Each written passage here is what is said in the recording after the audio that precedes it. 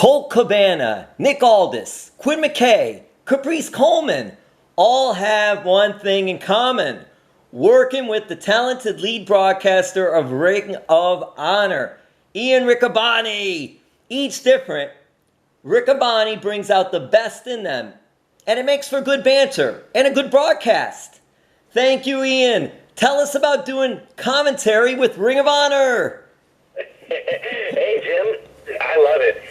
It's a dream come true. I'm a Pennsylvania, born and raised from Allentown, Pennsylvania, where, as you and many of the wrestling fans know, the WWF called home for so long for television tapings. And there's something in the water in Allentown, because there's a lot of wrestling fans. It's still a wrestling hotbed. It's just north of Philly, just west of New York City. And ever since I was a little kid, I wanted to call professional wrestling. I wanted to be a wrestling announcer. And, what a great opportunity it is with Ring of Honor. Just over 3 years now, I've been the lead broadcaster. I've called events in a number of countries. I've called Madison Square Garden. I've called All In.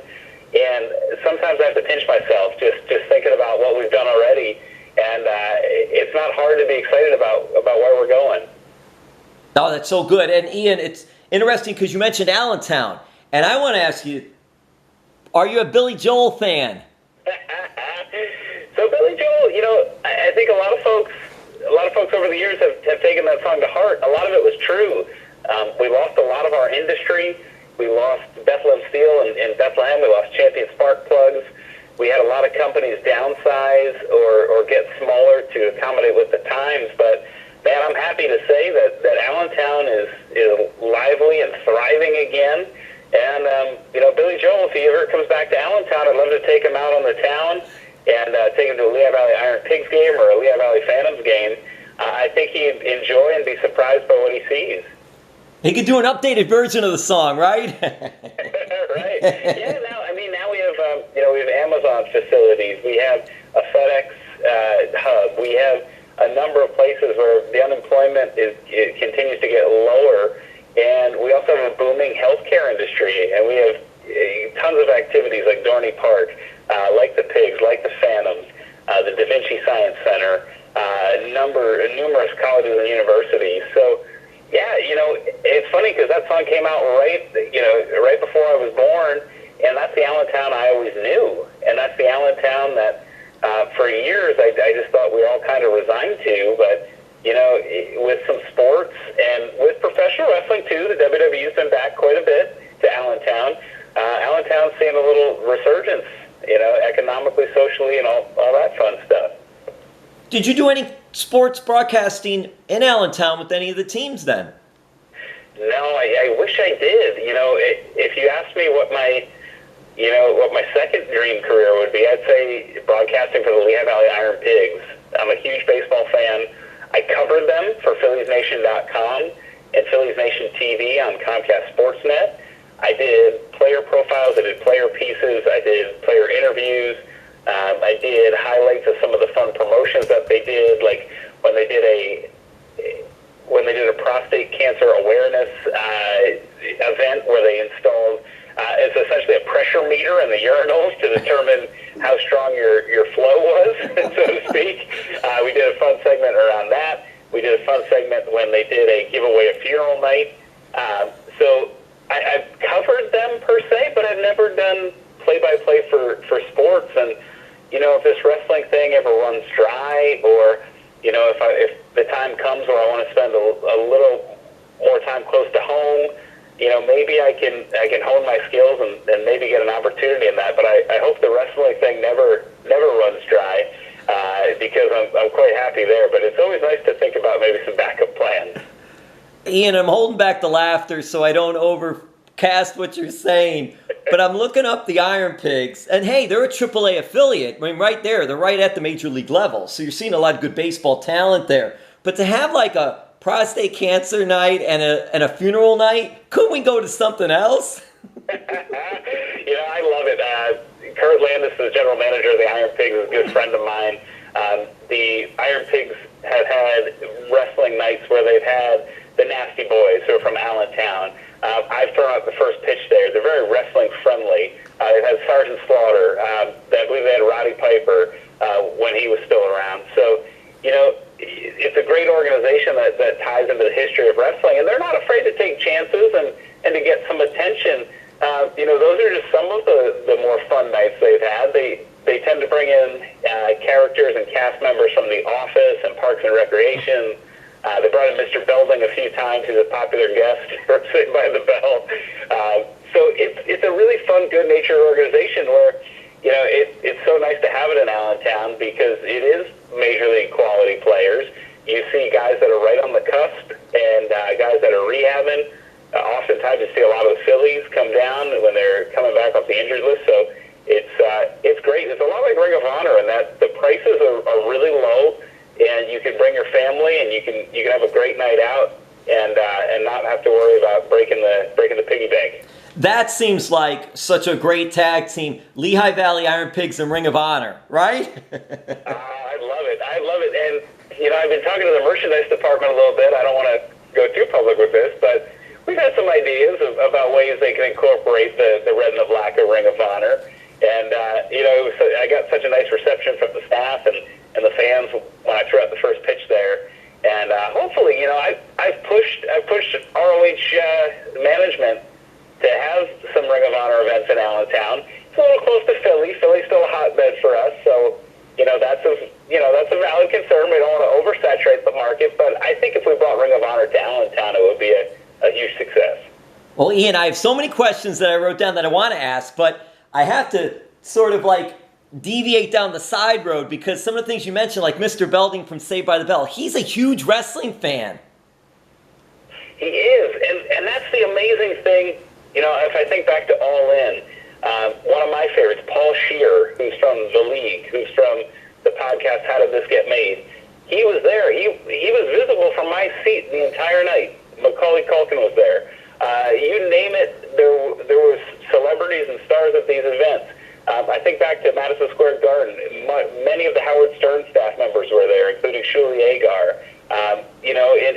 They're such fans that they got a clip of me on the Howard Stern show, which blew my mind when I gave him a shout out when I saw him in the crowd. So it's kind of amazing. I think now's a great time because I think in the past Mr. Belding was an anomaly because it wasn't always okay to be a celebrity and raise your hand and say, yeah, I like pro wrestling. There was that period in 1985 when you see Andy Warhol on MTV and you see Danny DeVito and Cyndi Lauper, and they'd be on those special events. But I think it's coming back to that again where, it's okay to raise your hand if you're an actor or actress and say, yeah, I like wrestling. There's Mr. Belding, Melissa Joan Hart, who plays Sabrina, is a huge wrestling fan as well. So it's really cool to rub elbows with them a little bit and to have them and welcome them into our home when they come.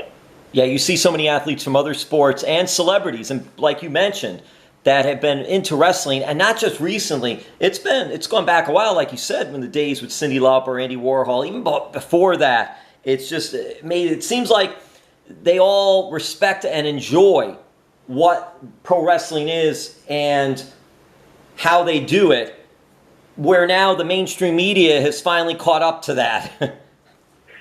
Yeah, I think we've reached a really nice balance of the acknowledgement of the athleticism, but also recognizing just how fun wrestling is. And however you want to interpret wrestling, whether you interpret it as a sport or an art or as a performance or as however you want to interpret it, there's now an acceptance that wrestling is wrestling, and wrestling can be for everybody. So it's really exciting in my lifetime to see it go from dark, kind of smoke-filled Ag Hall in Allentown now to the PPL Center where it holds 10,000 people, and even Ring of Honor in my lifetime going from the Murphy Rec Center in Philadelphia to Madison Square Garden, seeing the Ring of Honor Championship being defended in the Tokyo Dome. It's crazy. Yeah, that's such an incredible resume right there. Okay, I'm on the side road. I see another side road coming here. You mentioned Allentown, and then you mentioned Dunder Mifflin. So I'm wondering, how far is Scranton from Allentown? Sure. They're actually the Iron Pigs' main rival, the Scranton Wilkes-Barre Rail Riders, and they're only about 45 45 minutes to an hour up the road up on 476. So is Ian Riccaboni a big Dunder Mifflin fan? In college, that's actually one of the things my wife and I had in common. My wife and I used to watch a lot of The Office. We were really hooked by Pam and Jim. Over the years, I really like Creed Bratton. I like Creed Bratton's music. I'm a big Grassroots fan. He was in the band The Grassroots, had a couple hits in the 60s. But yeah, I'm all right with Scranton. Scranton's a really nice place, but yeah, I'm loyal to Allentown through and through. You'll never catch me in a Scranton hat or Scranton shirt, even if they gave me one for free, because I'd be repping the Iron Pigs. That would be so bad. It would be like Yankees Mets, right? Right. Well, that's something you mentioned about Creed Bratton, because I didn't know that history with him. Was he actually, because I remember the last episode, but was he actually in the Grassroots? He was. He wasn't on all their hits, but he was on a few of them. That is so great, because I remember they played that in the last episode before they took him to jail. All right, here we go. Whoa, I'm back. I'm on the main road, so I got back to the main road.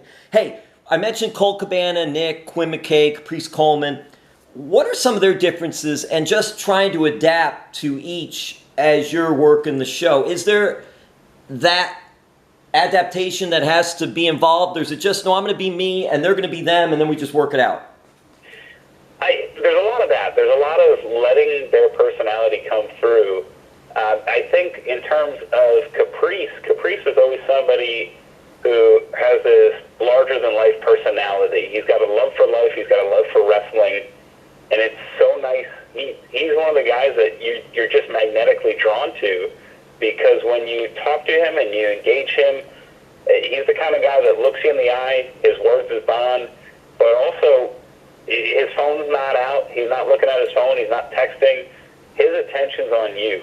And he is such a sincere, genuine man that can be a trait that's tough to pull out in a commentary situation.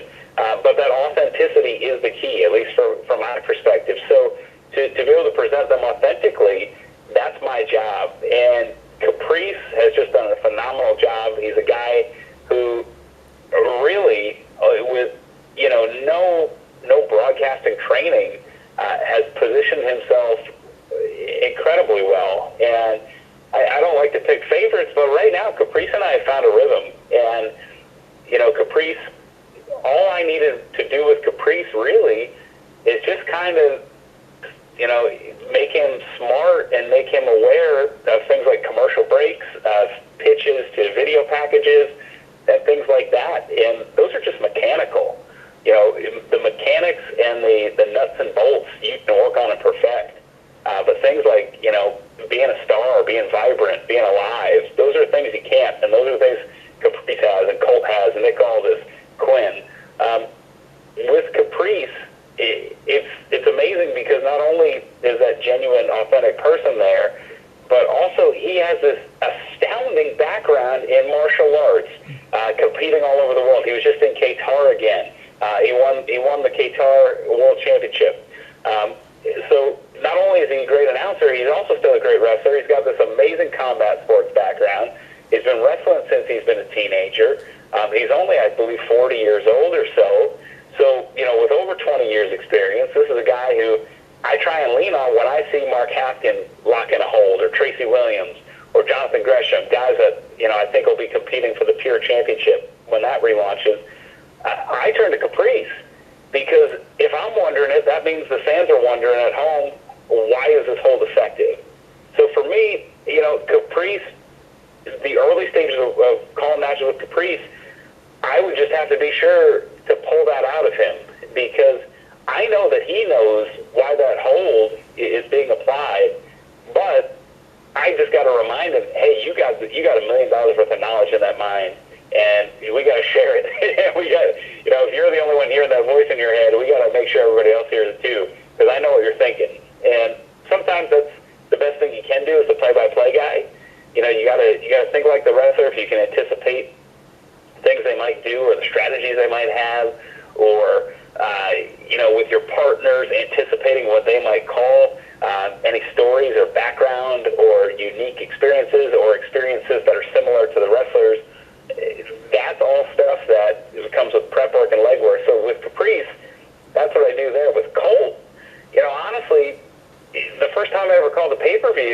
he was the guy sitting to my left.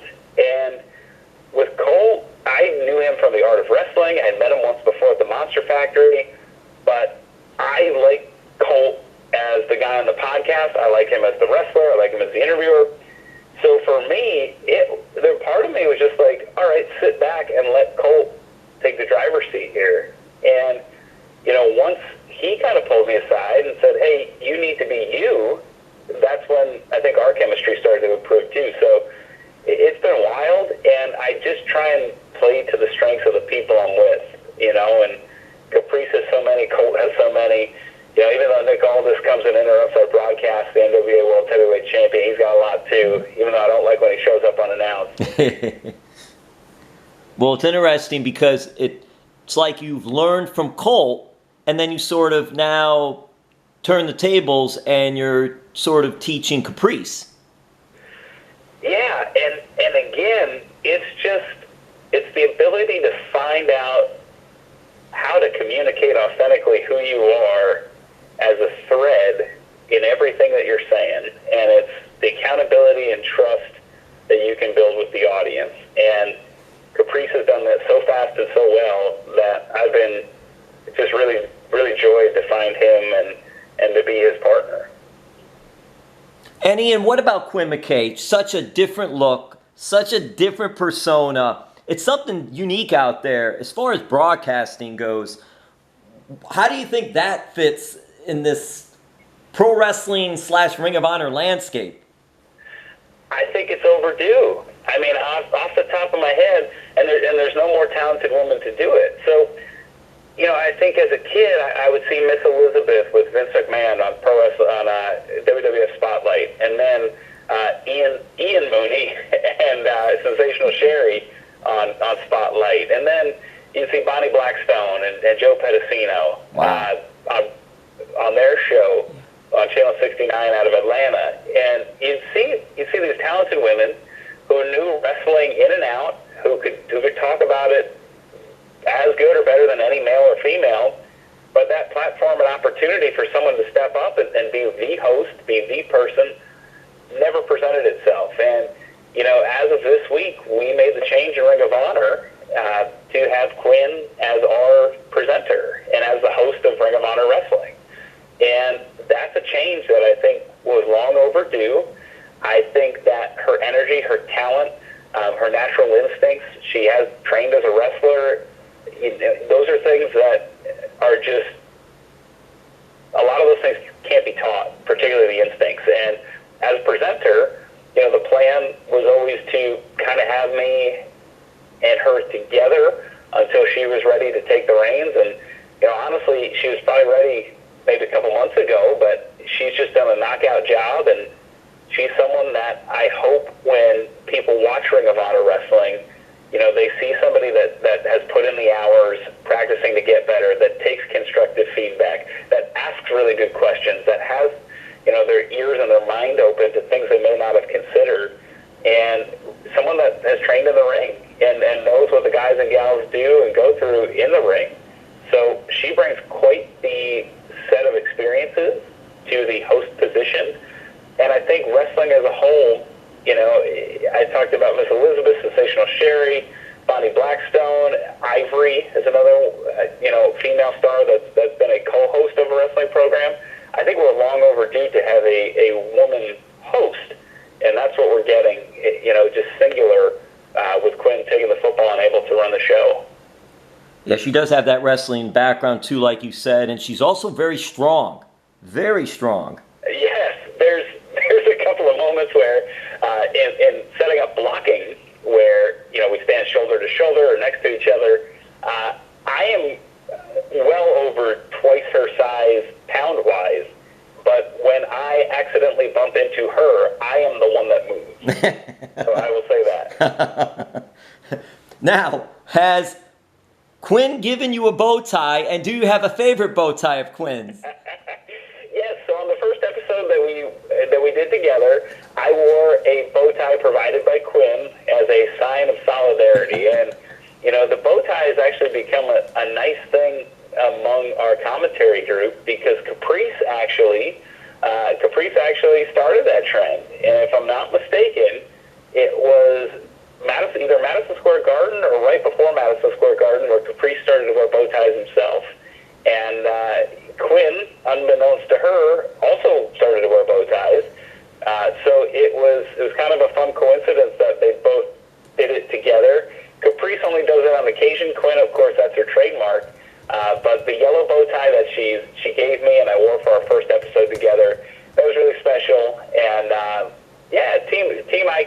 I may not be coming in and out of the episodes like we worked together before, but between her and Caprice and myself, we're still a familial unit.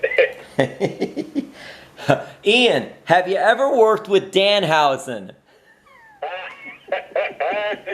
Oh, Danhausen. He's something else. He's a guy that if you're starting a wrestling company today and you want to get in on the cutting edge, on the next level of guys that can connect with fans or gals that can connect with fans, no questions asked, Danhausen is one of my top draft picks.